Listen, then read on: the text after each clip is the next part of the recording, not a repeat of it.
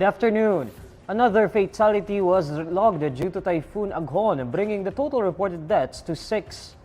According to the Office of Civil Defense, this additional death was reported in Calabarzon. The Office of Civil Defense says 5 of the reported deaths are from Calabarzon, while the other one is from northern Mindanao. Of these reported deaths, only one has been validated by the National Disaster Risk Reduction and Management Council. The NDRRMC also logged 8 injuries due to the weather disturbance. Of the 8 injuries, 1 is confirmed and 7 are still up for validation. Meanwhile, over 22,000 people remain displaced due to Typhoon Aghon. The NDRRMC adds that there are around 36,000 affected persons due to the typhoon.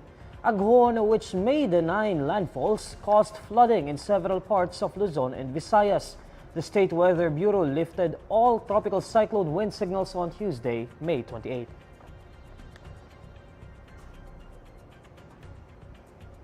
President Bongbong Marcos is in Brunei for a 2-day state visit to boost trade, investment, and economic relations between the two countries. The president, accompanied by First Lady Liza Araneta Marcos and the Philippine delegation, arrived at the Brunei International Airport at 10:01 a.m. Marcos is in Brunei for a 2-day state visit to meet with Brunei's Sultan Hassan Al Bolkiah and other government and business leaders. He is also set to meet with the Filipino community in Brunei. According to Marcos, the Philippines and Brunei will sign a memorandum of understanding to bolster the tourism sector. The president says the partnership with Brunei will help bolster political, economic, and people-to-people ties.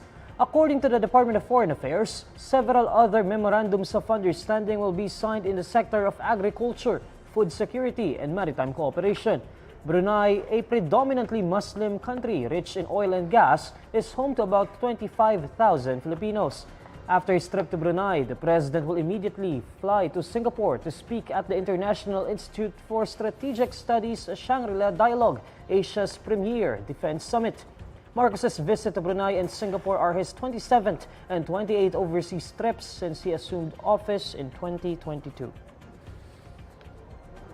On behalf of his mother, Eva Darren, and their family, Fernando de la Peña accepts the apology extended by the Filipino Academy of Movie Arts and Sciences. FAMAS organizers earlier apologized to Darren and her family, claiming the veteran actress had to be replaced as a presenter at the awards night because she couldn't be located by the production team. In a Facebook post on Tuesday, May 28, de la Peña acknowledges the apology of FAMAS and hopes that future events would prove to be contrasting. De la Peña recalls his childhood chore of keeping his mother's 1969 FAMAS trophy dust-free and polished, noting the trophy was one of their family's treasured possessions. According to De La Peña, their family revered FAMAS, which is why he deemed the awards night incident as incomprehensible and unexpected.